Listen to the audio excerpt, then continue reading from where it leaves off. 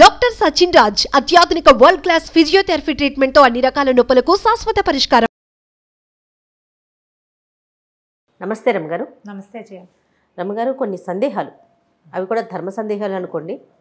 ద్వారక గురించి అండి, చాలా వార్తలు మనము ద్వారక అని కొట్టగానే యూట్యూబ్లో కొన్ని వందల వీడియోలు వస్తాయి, వేలకు వేలు వచ్చేస్తానే ఉంటాయి. ఎవరికి తోచిన విధంగా వాళ్ళు చెప్తూనే ఉంటారు. అసలు అక్కడ అది అక్కడ ఏదో పవర్ స్టేషన్ ఇప్పటికీ ద్వారక కనిపించిందని, నీటి మట్టంలో ఉందని, అసలు మునిగిపోయిందని, అట్లా మీకు తెలిసిన సమాచారం ఏంటండి ద్వారక గురించి? నీళ్ళల్లో ఉన్నదా? అసలు ఎందుకు మునిగిపోయింది? ఒకవేళ మునిగిపోతే బోల్డ్ అని ప్రశ్నలు. అవునవును, మహాభారతం చదివితే మనకి సమస్యలు సమాధానాలు లభిస్తాయి రమ్మగారు. 100%.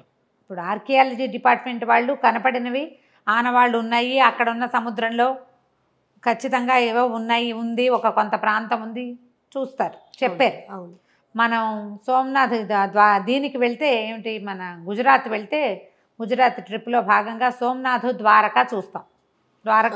అవును. ఢిల్లీ వెళ్ళినప్పుడు మధుర చూస్తాం. మధురలో తొలి కాలంలో బృందావనంలో కృష్ణుడి ఆనవాళ్ళు ఇప్పటికీ కనపడతాయి. ఎన్నో అయిపోలేదు కదా, మన ముందు యుగమే కదా, ఆ తర్వాత మనం మొదలు పెట్టాం. ఎన్ని వేల సంవత్సరాలు గడిచాయి, అయినా కూడా ఏవో ఆనవాళ్ళు అలా అలా అలా కాలక్రమాన కనపడుతూనే ఉన్నాయి. మధుర నుంచి శ్రీకృష్ణుడు ఒకేసారిగా ద్వారకకి వెళ్ళిపోయాడు.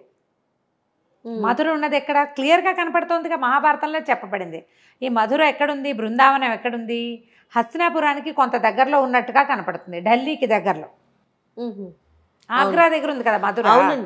అక్కడి నుంచి అక్కడ ఒక చిన్న పల్లెటూరులో ఉన్న వాళ్ళు యుద్ధాలు జరిగి, అతని పేరేమిటి, మన జరాసంధుడు, కంసుడి మామగారైన జరాసంధుడు ఎన్నిసార్లో యుద్ధం చేశాడు వీళ్ళతోటి.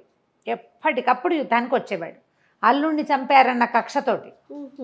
అల్లుడు చేసిన వెధవ పనులు అవేం లెక్కలేదు, కృష్ణుడి మీద పగ. ఇది కృష్ణుడు కాదు, భగవంతుడి మీద పగ. ఆ పగతోటే ఇది వచ్చాడు. ఇక విసుగు పుట్టి వెళ్ళిపోయాడు. యుద్ధం నుంచి పారిపోయారు వాళ్ళు. ఆ పారిపోయి ఈ ద్వారక సముద్ర తీరానికి యువతల వైపున ఒక చోట ఆగాడు. అక్కడ ఒక దేవాలయం ఉంది, మూల్ ద్వారక అంటారు. నేను వెళ్ళే, అందుకని క్లియర్గా చెప్తున్నా. రణ్ఛోడ్ రాయ్ అక్కడ ఉన్న దైవం పేరు, కృష్ణుడి పేరు. రణము వదిలిపెట్టి వచ్చినటువంటి కృష్ణుడు, అంటే యుద్ధాన్ని వదిలిపెట్టి వచ్చేసాడు. రణ్ఛోడ్ దాస్ పేరు విన్నాం మనం, అదే. ఆ రణ్ఛోడ్ అంటే ఏమిటంటే రణమును వదిలిపెట్టిన, యుద్ధాన్ని వదిలిపెట్టిన భగవంతుడు. ఇక తన జనం నలిగిపోవడం సహించలేక వచ్చేసాడు ఇక్కడికి. ఈ మూల ద్వారకలో కనపడతాడు. అక్కడి నుంచి ద్వారక మనకి కనిపిస్తుంది. ద్వారకలో దేవాలయము అవన్నీ ఉన్నాయి. అయితే ఈ సముద్రానికి యువతల ఉన్నది కాకుండా విశ్వకర్మతోటి సముద్రం లోపల ఒక మహాద్భుతమైన నగరం ఇవుందాయని, ఐలాండ్స్ ఉంటే దాని మీద నగరాన్ని నిర్మింపచేసుకున్నాడు కృష్ణుడు తమ వాళ్ళ కోసం. యాదవులు, అంధకులు, వృష్టి, ఇలా రకరకాల జాతులు ఉన్నాయి వాళ్ళల్లోనే. వీళ్ళందరికీ కలిపి ఒక ప్లేస్ని ఏర్పరిచాడు. తను అన్న యుద్ధం చేస్తూ జరాసంధుడిని కొండ మీదకి పైకి తీసుకెళ్ళి అక్కడి నుంచి ఇద్దరు మాయమైపోయారు, అన్న తమ్ముడు ఇద్దరు మాయమైపోయారు. అతను వెతుక్కున్నాడు కానీ వాళ్ళు అక్కడి నుంచి వదిలేసి ఇక్కడికి వచ్చేసారు. మొత్తం పరివారాన్ని అంతా రోడ్డు మీద నడిపించి తీసుకొచ్చాడని చెప్పాల మహాభారతంలో. అక్కడ మాయమై ఇక్కడ ప్రత్యక్షం అయ్యేలాగా చేశాడని చెప్తారు. ఇప్పుడు మహాభారతం లేదు, అవన్నీ కథలంటే అంటావు. మరి ద్వారక ఉందిగా, అప్పుడు మధుర ఉంది కదా, హస్తినాపురం ఉంది, కురుక్షేత్రం ఉంది, అన్నీ ఉన్నాయే. మహాభారతాన్ని లేదని ఎలా అంటాం మనం? అంతే కదా, అనడానికి వీల్లేదు. అస్సలు భగవద్గీత ఉంది, మహాభారతం వల్ల వచ్చిన భగవద్గీత కూడా ఉంది. ఇవి మొత్తానికి ఇక్కడికి వచ్చేసారు. ఇది లోపల, సముద్రం లోపల బ్రహ్మాండమైన నగరాన్ని నిర్మించారు. విశ్వకర్మ నిర్మించాడు ఆ నగరాన్ని అని చెప్తారు. మళ్ళీ దీనికి, ఈ ప్రాంతానికి రాజు ఒకరు ఇలా ఏర్పాటుగా కూడా చేసుకున్నారు. కృష్ణుడు పరివారం మొత్తం, ఆయన అష్టభార్యలు, అన్న యొక్క సంసారము, కుమారులు, మనవలు అందరూ ఉన్నారు. మొత్తం అది చాలా పెద్ద సామ్రాజ్యం. సముద్రంలో ద్వారకా నగరం సముద్రంలో నిర్మించారు. భేట్ ద్వారక అంటారు దాన్ని. ఇప్పుడు కూడా మనం ఈ ద్వారకలో శ్రీకృష్ణ మందిరం చూశాక ఆ సముద్రంలో కాసేపు ప్రయాణం చేస్తే ఆ లోపల ఉన్న ఐలాండ్లోకి వెళ్తాం. నేను వెళ్ళాను అక్కడికి, చాలామంది వెళ్తారు. ద్వారకా మనం చూడడానికి వెళ్తే మనం అక్కడి నుంచి లోపలికి వెళ్ళొచ్చు. ఆహా. అవి లోపల ద్వారకకి కనుక వెళ్తే ఏంటంటే సముద్రం మీదే వెళ్తాం. బోల్డ్ అని పక్షులు ఇలా కొంగలు మన వెనకాల పడుతుంటాయి తిండి కోసం. ఎంత వస్తాయో, భలే గొప్పగా ఉంటుంది. ఈసారి వెళ్తే ఫోటోలు బాగా తీసుకొస్తాయి. ఎన్నేళ్ళు అయింది ఫోటోలు ఎక్కువ లేవు. తప్పకుండా. ఓకే. అయితే ఈ వెళ్ళి లోపలికి వెళ్తే మనకు అక్కడ కొంత దేవాలయం, కొంత ఐలాండ్ లాగా ఉంది, కొంత నివాస స్థలము అవి కనిపిస్తాయి. కోటలు అట్లా ఏమైనా కనిపిస్తాయి? ఏదో పడిపోయినట్టుగా సుమారుగా ఉంటుంది. ఇంకా లోపల చాలా ఉందట, ఏదో కొంత దొరికింది. ఈ మన భూమి తాలూకు ఈ రకరకాలు వచ్చినాయి కదా మనకి, సునామీలు అవి ఇవి వచ్చి సముద్రంలో హెచ్చు తగ్గులు వచ్చి క్రమంగా కొంచెం బయటపడింది. ఇప్పటికీ ఏవో చూస్తూ వెతుకుతూనే ఉంటారు, ఏమిటేమిటో దొరుకుతూనే ఉంటారు. దీనికి మూల గాథ మనకి ఎక్కడ దొరుకుతుందంటే, ఇది ఇప్పుడు నా సొంత మాటలు కావుగా, ఉన్నదే చరిత్ర పుస్తకంలో ఉన్నదే. మహాభారతంలోని లాస్ట్ బట్ వన్ పర్వం, మౌసల పర్వం దాని పేరు. 18 పర్వాలు మహాభారతం. 17వ పర్వం అయినటువంటి మౌసల పర్వంలోనే ఈ గాథ కనిపిస్తుంది. ఇది శ్రీకృష్ణుడు శాపగ్రస్తమైన యదువంశంలో పుట్టాడని చెప్పుకుంటాం మనం. ఆసక్తి ఉన్న వాళ్ళు మౌసల పర్వం తీసుకుని దాని తెలుగు అర్థమో ఇంగ్లీష్ అర్థమో దొరికితే చదువుకోవచ్చు. మౌసల పర్వంలో మహాభారత యుద్ధం ముగిసిన తర్వాత 35 సంవత్సరాలు గడిచాక ధర్మరాజుకి కొన్ని అపశకునాలు కనిపించడం మొదలుపెట్టాయి. గాలి వచ్చి రాళ్ళు కూడా ఎగిరి పడేవట. ఏదో దుశ్శకునాలు కనిపించేవి. ఆయన చాలా భయపడ్డాడు, ఇట్లా ఎందుకు జరుగుతోంది అని. ఏదో ఒక మాదిరి దుశ్శకునం కాకుండా రోజుల తరబడి అవి కనపడుతుండేవి. జంఝామారుతాలు వచ్చేవి, రాళ్ళు కూడా లేచిపోయేవి, సూర్యుడు చంద్రుడు చుట్టూతా గుడిగట్టినట్టుగా కనపడేది, వికృతమైన ముఖాల్లాగా కనిపించేవి, ఆకాశంలో మబ్బులు. ఏదో జరుగుతోందని భావించాడు ఆయన. ఏదో జరగబోతోంది అంటే 18 లక్షల అక్షౌహిణులు, అదే అక్షౌహిణుల సైన్యం ఇంతమంది చచ్చిపోయారు మహాభారత యుద్ధంలో. దానికంటే కూడా ఇంకా విపరీతం ఏదో జరగబోతున్నట్టు అనిపించేది. అది యుద్ధం కదా, అది ఇంతమంది కలిసి అటు కొంతమంది ఇటు కొంతమంది మోహరించి కొట్టుకున్నారు, ఏదో ఒక దానికోసం పోరాడారు. ఇది అట్లా లేదు, ఇది ప్రపంచానికే ఏదో ముప్పు వస్తున్నట్టుగా కనపడింది. చాలా భయపడుతూ ఉన్నాడు. ఇలాంటివే మనకి మధురలో, అది ద్వారకలో కూడా కనిపించేబట. ఇంతలో ఏమైందంటే, కొంతమంది ఋషులు ద్వారకలో తపస్సు చేసుకోవడానికి ఆ ప్రాంతానికి వెళ్ళారు. రైవతకాద్రి అని ఒక పర్వతం ఉందట ద్వారకలో. ఆ రైవతకాద్రి మీద తపస్సు చేసుకోవడానికి వెళ్ళారు. విశ్వామిత్రుడు, కణ్వుడు, నారదుడు ఇలాంటి వాళ్ళు కొంతమంది తపస్సు చేసుకోవడానికి వెళ్తే, ఈ యాదవుల్లో కొంతమంది చాలా ఉత్సాహంగా ఏం చేశారు, వాళ్ళల్లో ఒకడైనటువంటి సాంబుడికి స్త్రీ వేషం వేసి వాళ్ళ దగ్గరికి తీసుకెళ్ళి ఫలానా వాడి భార్య బభ్రువు భార్య మగపిల్లాడు పుడితే బాగుంటుందని బభ్రువు అనుకుంటున్నాడు, ఏ పిల్ల పుడుతుందో చెప్పమన్నారు. గర్భవతిని తీసుకెళ్ళి, ఆ గర్భవతి ఎవరు, ఆడవేషంలో ఉన్న సాంబుడు. ఋషులు కోపించి శపించారట. పుడుతుంది, వీడి కడుపును ముసలం పుడుతుందని శపించారు. రోకలి, ముసలం అంటే రోకలి పుడుతుందని శపించారు. శపించేసరికల్లా ఇది సంగతి తెలిసిపోయింది, వచ్చేసింది బయటికి. ఋషులు కోపం వచ్చిందని ఇదని కృష్ణుడికి తెలుసు. సరే ఇది జరగాల్సే ఉంది, ఆయనకి తెలుసు. అందుకని ఈ శాపాన్ని మార్చడానికి కానీ ఏదైనా చేయడానికి కానీ ఆయన ఇచ్చగించాల. ఎలా జరగాలంటే అలా జరగనిద్దామని వదిలిపెట్టేశాడు. యదువంశం నాశనం కావాల్సిందే, యుగధర్మం ఈ యుగం ముగిసింది. తను ఎందుకు వచ్చాడో ఆ పని, ధర్మ సంస్థాపన పూర్తయిపోయింది. తను వెళ్ళిపోవాలి, తను కూడా వెళ్ళిపోవాలి వెనక్కి. వీళ్ళందరినీ కూడా కలిపేయాలి సముద్రంలో. దానికి ఆది ఇది ముసలం పుట్టింది. అలాంటి పదం మనం ఒక వాడకం వింటుంటామా, ఆ ముసలం ఇది. వాడి కడుపు చీల్చుకుని బయటకు వచ్చిందట ముసలం. వస్తే అప్పుడు అక్కడ రాజుగా ఉన్నటువంటి ఆ ప్రాంతానికి, అంటే ఇది చాలా పెద్దది కదా, ఇది ఒక చిన్న ఊరు కాదు, అది కొన్ని రాజ్యాల సమాహారంగా ఉంది. అయితే ఆ ప్రాంతానికి రాజుగా ఉన్న ఆహకుడు ఏం చేశాడు, ఆ పుట్టిన ముసలాన్ని అరగదీయించి చూర్ణం చేసి సముద్రంలో కల్పించేశాడు. అరగదీశాడు దాన్ని. ఇనప రజం లాంటిది వచ్చింది, ఆ రజనంతా సముద్రంలో కల్పించేశాడు.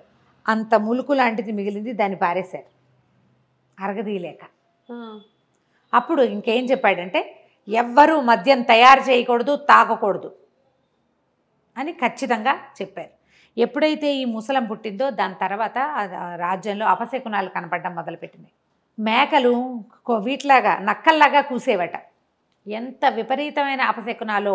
ప్రతి వాళ్ళకి ఎవరో ఒక బోడి తలవాడు ఏదో వికృతాకారుడు ఎవడో వాకిట్లో తిరుగుతున్నట్టు.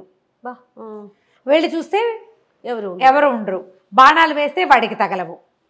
అన్ని దుశ్శకునాలు, అపశకునాలు, విపరీతాలు కొట్టుకు తెచ్చేవాళ్ళు. ప్రతిదానికి పాపకార్యాలు చేయడానికి వెనక్కి తీసేవాళ్ళు కదంటే యుగం మారిపోతోంది. ఆ క్రియ తెలిసిపోతుంది వీళ్ళకి. వినాశనం, వాళ్ళు సర్వనాశనం అవ్వడానికి అన్ని దుస్వప్నాలు, దుశ్శకునాలు కనపడ్డం మొదలుపెట్టినాయి. ఎన్ని రకాలు చెప్తారో మహాభారతంలో, ఎన్ని రకాలో. పురుగులు, వండుకున్న అన్నంలో పురుగులు కనపడేవి. వంట చేస్తే పురుగులు. బ్రాహ్మణులు భోజనాన్ని పిలిచి వీళ్ళే అందులో సురగలిపి పెట్టేసేవాళ్ళు. వాళ్ళకే బుద్ధి, వాళ్ళ బుద్ధి కూడా అలాగే దిక్కుమాలిన బుద్ధి అయిపోయేది. చేయగలిగేది ఏం లేదు.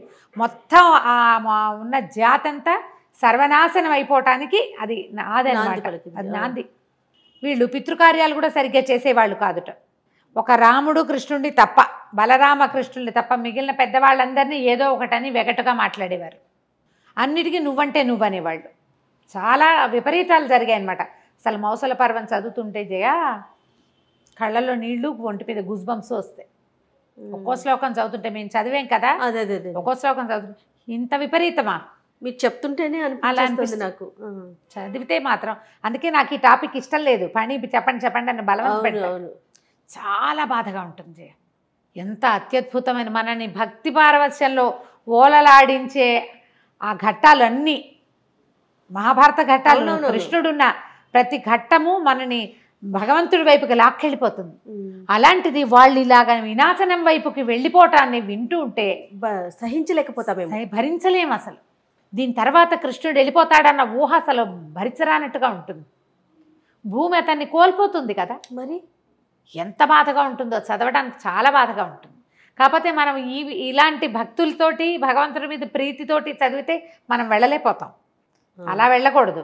భారతాన్ని భారతంగానే చదవాలి. ఎవరైనా చెప్పేటప్పుడు వింటూ 10 మంది కూర్చుని వింటే అంత బాధగా ఉండదు. ఒకళ్ళే చదివి కొద్ది చిన్న గ్రూప్ అయితే మాత్రం ఏడుపు వచ్చేస్తూ ఉంటుంది. ఇళ్లలో రోజు శంఖనాదం చేస్తే, శంఖనాదం చేయగానే గాడిదలు ఓండ్ర పెట్టేవిట ఆ సౌండ్ వినేసరికి. అక్కడి నుంచి శ్రీకృష్ణుడికి దివ్య రథం ఒకటి ఉంది. చూస్తూ ఉండగానే అది వెళ్ళిపోయిందట సముద్రం మీదకి. భగవంతుడి ధ్వజము, ఆయన అన్నయ్య ధ్వజం, తాళధ్వజము, గరుడ ధ్వజం, 2 పతాకాలు. ఆయనది తాళధ్వజము, ఈయనది గరుడ ధ్వజం. 2 ధ్వజాలు మాయమైపోయినాయి. శ్రీకృష్ణుడికి అగ్నిదేవుడు ఇచ్చిన సుదర్శన చక్రాయుధం ఇలా తిరుగుతూ వలయాలుగా ఆకాశంలోకి వెళ్ళిపోయింది. ఆయన కూడా వెళ్ళిపోతాడు. అది ఆయన వెళ్ళిపోయే ముందు ఆయనతో ఉన్న సమూహం అంతా వెళ్ళిపోవటం. ఆయన వచ్చిన పని అయిపోయింది. ఇంకా తీర్థయాత్రలకు వెళ్ళండి అని ఒక ఘోషగా వినపడేదట. సరే వీళ్ళంతా ఏం చేశారు, వీళ్ళందరూ కృష్ణుడు కూడా అందరినీ సముద్ర తీరానికి యాత్రలకు వెళ్ళమని చెప్పాడట. అన్ని జాతుల వాళ్ళు అక్కడ ఉన్న, నానా రకాల జాతులు, ఒక జాతే లేదు అక్కడ, అదేలేండి ఉన్నారు. ఇంకా వీళ్ళందరూ కలిసి సముద్ర తీరానికి కుటుంబాలతో సహా తరలి వెళ్ళారు. తరలి వెళ్ళి విపరీతంగా మద్యం తాగారు. విలాసయాత్ర కాదు వెళ్ళారు వాళ్ళు, విహారయాత్రకి. చెప్పింది ఏమిటి, ఆజ్ఞ తీర్థయాత్ర అని ఆజ్ఞ వస్తే వీళ్ళు దాన్ని విలాసయాత్ర చేసుకున్నారు, వినోదయాత్ర చేశారు, తాగేశారు బాగా. అసలు మద్యమే తాగొద్దని చెప్తే మనం ఆ రాజాజ్ఞని ఉల్లంఘించడమే. మన దశలు ఎప్పుడు పాడవుతాయి జయ, మనం ఆజ్ఞని ఉల్లంఘించటం అంతే. ఇది చెయ్యకూడదు అంటే దాన్ని ఉల్లంఘించామా మనకి దుశ్శకునం. అదే మన బుద్ధి పెడదోవ పట్టేస్తున్నట్టు. ఆ పెడతోవ పట్టడం ఏమిటో ఇప్పుడు పిల్లలు చేస్తున్నారు జయ. అట్లా మనం వద్దు అంటామా, వినాశకాలే విపరీత బుద్ధి అంటామా, ఏది వద్దంటామో దాని ఆజ్ఞ ఉల్లంఘన చేయటం. ఇది పనికిరాదు అంటే ఎందుకు పనికిరాదు అని ప్రశ్నించటం. కొంతమంది ప్రశ్నించి ఊరుకుంటారు, కొంతమంది చేసేస్తారు. ఇప్పుడు మనకు చూడు ఎట్లా కనపడుతున్నాయి. అవునండి, అవును, కనిపిస్తున్నాయి కదా. అక్కడి నుంచి వీళ్ళు కొంతమంది కూర్చుంటే కృతవర్మ ఉన్నాడు. కృతవర్మ ఎవరు, మనకి మహాభారత యుద్ధంలో అశ్వత్థామతో కలిసి దుర్యోధనుడి పక్షంలో ఉన్నప్పుడు అశ్వత్థామ ఏం చేశాడు, ఇలా వీళ్ళని ఉప పాండవుల్ని సంహరించాడు. ఈ తాగేసేసరికల్లా ఎక్కడెక్కడి మాటల్లో పుడతాయి కదా, ఎక్కడవో గుర్తొస్తాయి. కృతవర్మని దుర్మార్గుడా, నువ్వు పడుకున్న వాళ్ళని, నిద్రపోయే వాళ్ళు మరణించిన వాళ్ళతో సమానం, వాళ్ళని చంపేయటానికి వాడు వెళ్తే వాడు వెనకాల పడి నువ్వు పోయావని ఆయన అన్నాడు. కృతవర్మ చిన్నవాడు కాదు, చాలా పెద్దవాడు. మరి యుగాలు దాటిపోయినాయి కదా, చాలా పెద్దవాడు. ఇక అనేసరికల్లా ఆయన కూడా ఊరుకోవాలి, నువ్వు ఫలానా వాడిని నువ్వు కొట్టలేదా అనే. ఇద్దరు ఒకళ్ళనొకళ్ళు కొట్టుకున్నారు. దాంట్లో ఈ ఉద్రేకపడిన వాళ్ళలో ప్రద్యుమ్నుడు శ్రీకృష్ణుని కుమారుడు, ఓ యుయుధానుడు ప్రద్యుమ్నుడు కృష్ణుడి కుమారుడు కదా, వీళ్ళిద్దరు మాట్లాడారు. ఊరుకోలే వాళ్ళు, రెచ్చిపోతున్నారనమాట. అక్కడికి శ్రీకృష్ణుడి సోదరుడైన సాత్యకి ఒక వాదన వచ్చింది. ఇంకా ఏవేవేవో మాటలు పుట్టినాయి, ఏవేవో. తర్వాత ఏమో ఈ మన అది ఉంది కదా మన శమంతకమణి పేరు వచ్చింది. అప్పుడు అది పోవటము, అది దొరకటము, దాని గురించి మాట్లాడితే సత్యభామ వచ్చి ఆ మణి జ్ఞాపకం చేసుకుని ఆవిడ వచ్చి దుఃఖించి వెళ్ళింది. ఇలా హడావిడిగా ఉన్న కొట్లాడుకుంటుంటే మధ్యలో ఆడాళ్ళు కూడా వస్తే ఇంకా ఎలా అవుతుంది? ఈ మాటలు పెరిగేసరికల్లా సాత్యకి కృష్ణుడు అక్కడ ఉండగానే కత్తి తీసి కృతవర్మని ఖండించేశాడు. వాళ్ళు ఊరుకోలే, వాళ్ళు యుద్ధం, వీళ్ళు యుద్ధం, యుద్ధం యుద్ధం యుద్ధం మామూలు యుద్ధంగా లేదు. అక్కడి నుంచి ఒక రకమైన గడ్డి పెరిగింది అక్కడ. ఆ గడ్డి ఎందుకు పెరిగింది? ఆ సముద్ర తీరంలో వీళ్ళు ఇనప రజాన్ని కలిపేశారు కదా సముద్రంలో, అది ఒడ్డుకు కొట్టుకొచ్చి తుంగ, ఒక రకమైన గడ్డి అది. ఆ ఒక్క తుంగ మొక్క చేత్తో పుచ్చుకోగానే ఒక ముసలం కింద తయారైంది అది. అలాంటివి అవన్నీ ఎన్నున్నాయి అక్కడ. మరి ఎంత రజను ఆ సముద్రంలో కలిసిపోయింది. ఈ అక్కడి నుంచి యుద్ధం వీళ్ళు పెరిగింది, ఒకళ్ళనొకళ్ళు కొట్టుకోవడం మొదలుపెట్టారు. వీళ్ళు వాళ్ళు కృష్ణుడు ఇంకా ఆగలేక ఆయన ఏం చేశాడు, చేతికి అందిన గడ్డి పరకలని ఇట్లా మెలిపెట్టి లాగితే అవి ఒక ముసలంగా, భయంకరమైన ముసలంగా తయారైనాయి. ఆయన చేతికి అందిన వాళ్ళని, కొట్లాడుకుంటున్న వాళ్ళని కొట్టాడు. ఇక కొంతమంది మరణించారు. వాళ్ళు ఎడా పెడా యుద్ధం చేశారు. ఇక వాళ్ళల్లో వాళ్ళు కొట్టుకుని అట్లా కొట్లాట ముదిరిపోయి మరణాలే. ఇంకా ఆడవాళ్ళు పిల్లలు పారిపోయారు. ఈ మగవాళ్లే ఇక్కడ ఉన్నారు. ఉన్న ఆడవాళ్ళంతా నగరం వైపుకి పరిగెత్తేశారు యుద్ధం జరుగుతుందని. కొట్టుకున్నారు. ఇక మిగిలింది ఎవరు? అన్న తమ్ముడు, అంతే. ఇక ఇక్కడ పెద్దగా ఎవరు మిగల్ల. యదువంశంలో పుట్టిన వాళ్ళందరూ వెళ్ళిపోయారు. శ్రీకృష్ణుడు అర్జునుడికి కబురు చేశాడు రమ్మని. వీళ్ళకి కబురు వెళ్ళిపోయింది. ఇక్కడ ఏదో దారుకుడు, వీళ్ళ రథసారథి. ఈ దారుకుడి పేరు మీకు జ్ఞాపకం ఉంటుంది, మాయాబజార్లో వింటాం, దారుక అని. శ్రీకృష్ణుడి రథసారథి దారుకుడు. ఓ బళి బళి బళి బళి దేవా అని పాట పాడిన ఒక క్యారెక్టర్, అది దారుకుడి క్యారెక్టర్, కృష్ణుడి యొక్క రథసారథి. అతను హస్తినాపురానికి వెళ్ళి ఇక్కడ ఇట్లా చాలా ఇదిగా ఉందని, ఏదో ఉపద్రవం జరగబోతున్నట్టు ఉన్నదని, నిన్ను కృష్ణుడు రమ్మంటున్నాడని చెప్పాడు. అర్జునుడు వెనక్కి వచ్చేసరికల్లా ఏముంది ఇక్కడ? అది ఏమీ లేదు, అంతా కొట్లాటలు. బలరాములే మిగిలేరు. పెద్దగా మిగిలింది ఎవరు లేరు. దారుకుడే చెప్పాడు, నువ్వు రాముడు ఎక్కడున్నాడో వెతుకుదాము పద అని చెప్పి. బభ్రువు కూడా వీళ్ళతో పాటు ఉన్నాడు. అయితే బభ్రువు, నేను వెళ్ళి రాజ్యానికి వెళ్ళి స్త్రీలను రక్షించమని చెప్పేసరికల్లా ఎవడో ఒక వ్యాధుడు వేసిన ముసలం తగిలి బభ్రువు కూడా మరణించాడు. దారుకుడేమో అక్కడికి వెళ్ళాడు హస్తినాపురానికి. ఈ కృష్ణుడు వీళ్ళు వెతుకుతూ వెళ్తే ఆయన చెట్టు కింద అలా ఆలోచిస్తూ కూర్చుని ఉన్నట్ట బలరాముడు. ఆయన యుద్ధం చేయలే. కురుక్షేత్ర యుద్ధంలోనూ ఆయన పాల్పంచుకోలే. ఇక్కడ కూడా ఆయన ఎవరిని చంపినట్టు కనపడదు, కృష్ణుడే సంహరించినట్టుగా కనిపిస్తుంది. ఇంకా నిశేషంగా ఎవరెవరు పాప పంకిలంలో కొట్టుకుపోతున్నారో వాళ్ళందరినీ ఈయన చేత్తో కొంతమందిని చంపించాడు, కొంతమందిని చంపాడు కృష్ణుడు, అంతే. అక్కడి నుంచి నేను వెళ్ళి నగరానికి వెళ్ళి స్త్రీల రక్షణకి ఏర్పాటు చేసి వస్తాను. స్త్రీలు బాలురు పిల్లలు ఉన్నారు. దారుకా నువ్వు వెళ్ళి ధనుంజయుడిని పిలుచుకురా అని చెప్పి అన్న నువ్వు ఇక్కడే ఉండమన్నాడు. శ్రీకృష్ణుడు వెనక్కి వెళ్ళి రాజ్యంలోకి వెళ్ళి అందరూ స్త్రీలు ఏడుస్తూ ఎదురొస్తే తండ్రికి వాసుదేవుడు జీవించే ఉన్నాడు. ఈయన తండ్రి వాసుదేవుడు అనకూడదు, వసుదేవుడు జీవించే ఉన్నాడు. ఆయనకి చెప్పాడు, అంతా అయిపోయింది, జరగవలసిందే జరుగుతోంది, నువ్వు ధైర్యంగా ఉండు, వీళ్ళతో పాటు ఉండు. ధనుంజయుడు వచ్చి స్త్రీలని బాలుడిని రక్షిస్తాను, నేను అన్న దగ్గరికి వెళ్తానని వెనక్కి తిరిగి వెళ్ళాడు. ఇది సముద్ర తీరం అని చెప్తారు కదా, ప్రభాస తీర్థం అని చెప్తారు ఆ ప్రాంతానికి. అది ఇంచుమించుగా సోమనాథ్కి దగ్గర. ఓకే, అదంతా సముద్రమే కదా లైన్ అంతా. అయితే ఈయన వెళ్ళేసరికల్లా యోగ ముద్రలో ఉన్నాడు బలరాముడు. ఆయన ముఖం నుంచి 1000 తలల నాగు లేచి సముద్రంలోకి ప్రయాణిస్తుందట. అది చూశాడు కృష్ణుడు. అంటే ఇంకా ఆయన కూడా వెళ్ళిపోయాడు. ఆయన బయలుదేరి వెళ్ళిపోయాడు. సముద్రంలోకి వెళ్తే ఆయన సోదరులైన తక్షకుడు, అనంతుడు, తక్షకుడు, వాసుకి వీళ్ళంతా కలిసి ఆయన్ని స్వాగతించి ఆయన లోపలికి తీసుకెళ్ళిపోయారు. శరీరం ఉండిపోయింది. కృష్ణుడు కూడా ఇంకా చివరికి వచ్చేసిందని భావించి సేన పడుకుని యోగంతో శరీర అవయవాలన్నింటినీ బంధించి అట్లా పడుకుని ఉన్నాడు. శరీరాన్ని వదిలిపెట్టేందుకు సిద్ధపడుతున్నాడు. అయితే ఏమైంది, దూరం నుంచి ఒక వ్యాధుడు ఒకడు లేడిగా భావించి శ్రీకృష్ణుడి వేలిని బాణంతో కొట్టాడట. ఆయన పడుకున్నాడు, శరీరాలు అవయవాలన్నీ బిగించుకున్నాడు. కొంచెం బొటన వేలు అట్లా కదులుతోంది. కృష్ణుడి పాదాలట ఎలా ఉంటాయంటే ఎర్రగా ఉంటుంది, అడుగు భాగం పై భాగం నీలంగా ఉంటుంది, నలుపు. అది దూరం నుంచి చూస్తే ఎట్లా కనపడింది అంటే ఒక లేడి కన్ను, లేడి యొక్క కదలికలాగా కనపడింది అతనికి. లేడి ఉందని బాణంతో కొట్టాడు.